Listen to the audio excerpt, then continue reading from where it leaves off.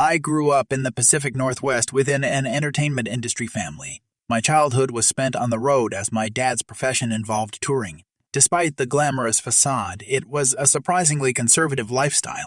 However, an incident that occurred when I was around 8 or 9 years old had a profound impact on me and reinforced the importance of saying no to drugs.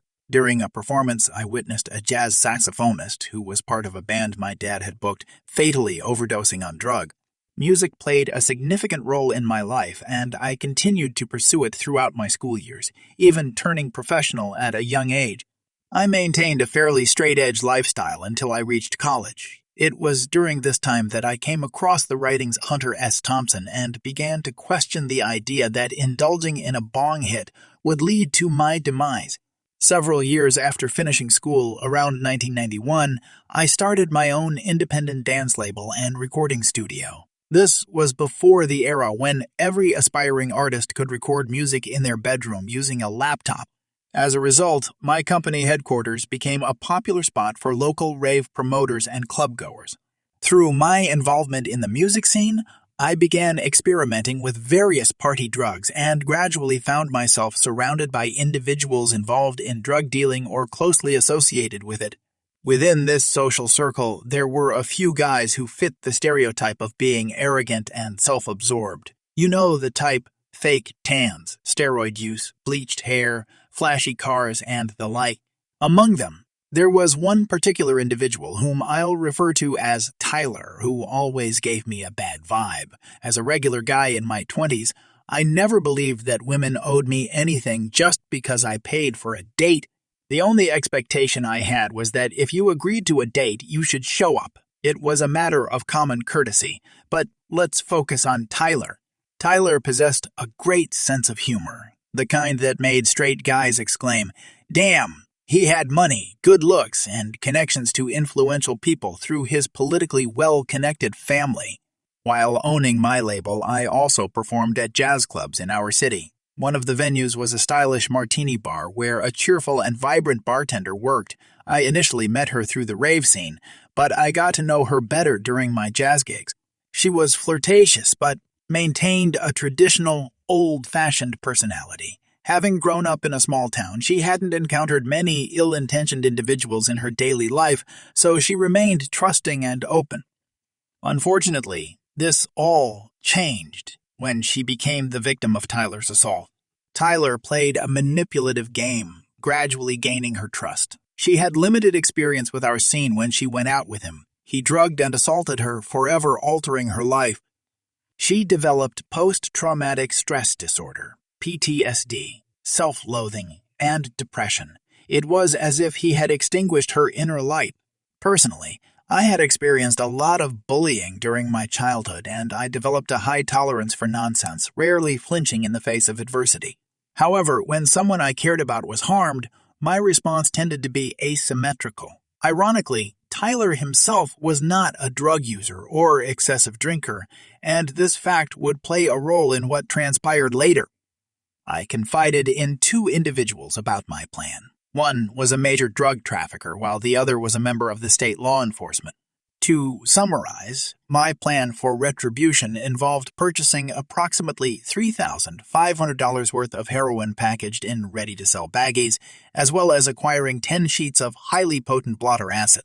Tyler happened to be attending a birthday party at a restaurant where I had a good rapport with the valet staff.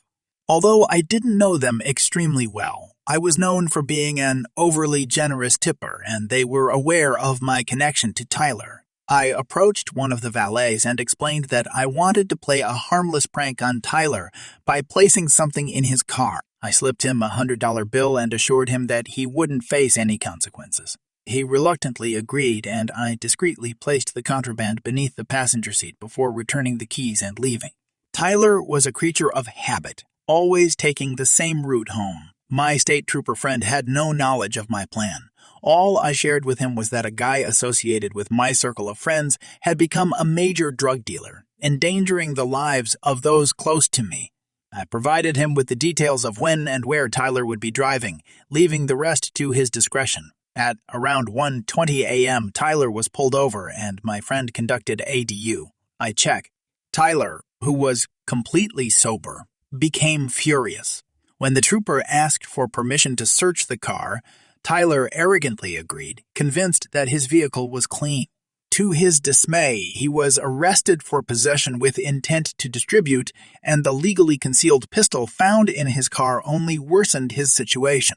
Had he not displayed such an arrogant and disrespectful attitude in court, he might have avoided jail time. However, his behavior led to an 18-month prison sentence instead of a mere jail term. He truly was a fool. Instead of keeping a low profile, remaining silent, and serving his time, he continued to act defiantly and, as a result, faced multiple beatings. It served him right. Little background information. Where I live, we have many small local conventions throughout the year, and the last one of 2021 happened just over a month ago. I like to cosplay in my free time, so I go to conventions a lot.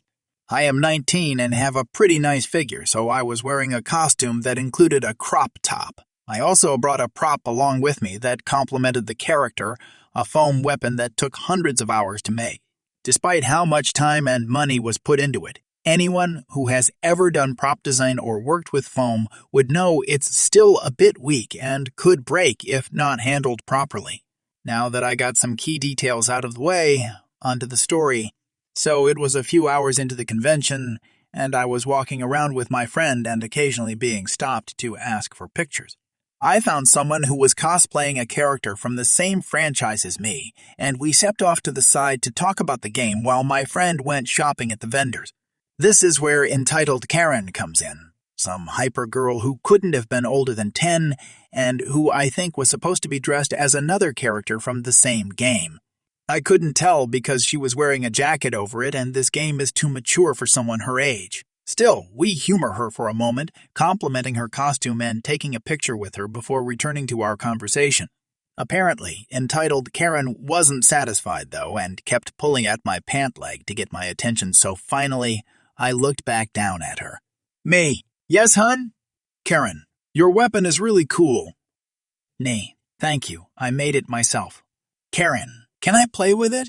Nay. No, it's very fragile, and I don't want it to break. Karen.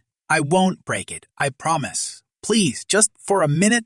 Nay. No, sorry. Why don't you go find your parents? I'm sure they have something for you to play with. She starts tearing up, and that's when entitled Mother ran over, apparently having been watching the whole thing. She didn't strike me as a Karen at first, and I was hoping she was just going to grab her child and leave, but boy was I wrong. She took a moment to look me up and down with a disapproving glare before finally speaking.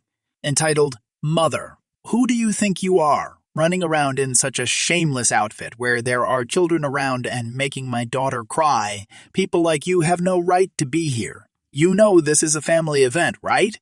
Nee. First off, there is nothing wrong with my outfit and I have every right to be here. Also, I wasn't trying to make her cry. All I said was she couldn't play with my prop. I have never been good with confrontation, so I tried to be as gentle as possible, but it didn't work. Entitled Mother, she's a child. Of course she wants to play. You're so selfish you can't let her borrow your toy for 1 minute. I doubt you would miss it anyway since you're busy playing with guys clearly. Nay, it's not a toy and it's really fragile, so no, I won't let her have it. Your child isn't entitled to a stranger's stuff anyway, and you need to mind your own business. Entitled Mother, don't be dramatic. Just give it, she huffed and tried to grab the prop out of my hands, but obviously I didn't let it go. I tried turning away to get her off of me, but she grabbed my arm with one hand and pulled at my prop with the other. As expected, the force from her pulling caused one of the parts to come loose and snap in her hand. Entitled Karen started crying more, seeing it broken, and I took advantage of EM shock. I yanked my arm and the piece she broke from her grip before storming past her. I went to hide in the cosplay repair room since she couldn't follow me in there, and hopefully they would have something to fix what fell off. As I was trying to fix my prop, a security guard approached me saying a woman reported me claiming I assaulted her.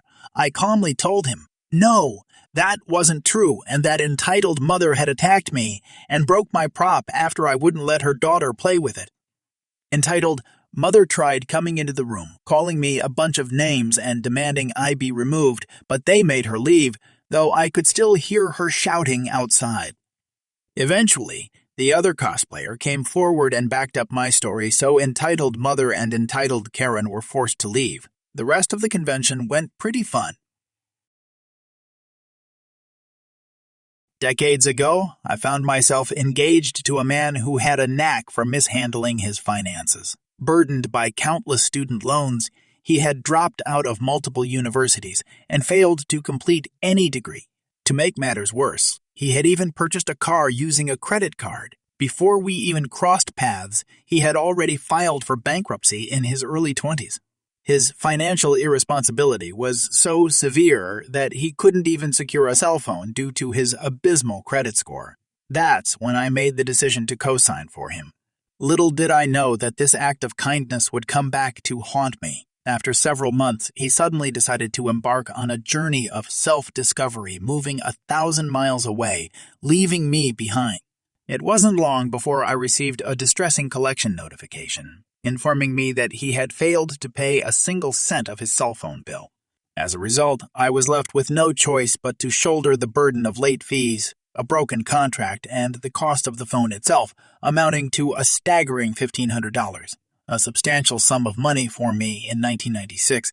Time continued to pass, and one day I received an unexpected call. The person on the other end of the line asked if I was myself, to which I confirmed. They inquired about the guy I used to be engaged to and whether he was available to talk. My response was a bitter reminder of his abandonment. No, he left me. He's currently living in such and such city. Curiosity piqued. I asked the caller why they were looking for him.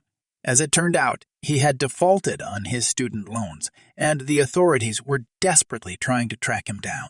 Panic coursed through me, fearing that I had somehow become entangled in his financial mess. Fortunately, that wasn't the case. They simply wanted to locate him. Providing the name of the person he was residing with in his new city, I hoped that they would be able to find him. The caller expressed gratitude for the information and was about to end the call when I interrupted. "Wait!" Startled, he responded with a polite "yes, ma'am." Gathering my thoughts, I boldly declared, "Hunt him down like a dog." The caller chuckled, assuring me, "Yes, ma'am, we will." To my surprise, the following year, I unexpectedly bumped into my ex at a bar near his new city. As we engaged in conversation, he lamented the fact that his wages were being garnished due to his unpaid student loans. Oh, the irony. I couldn't help but wonder how they managed to track him down. Although it wasn't a grand triumph, a sense of satisfaction washed over me and a smile crept across my face.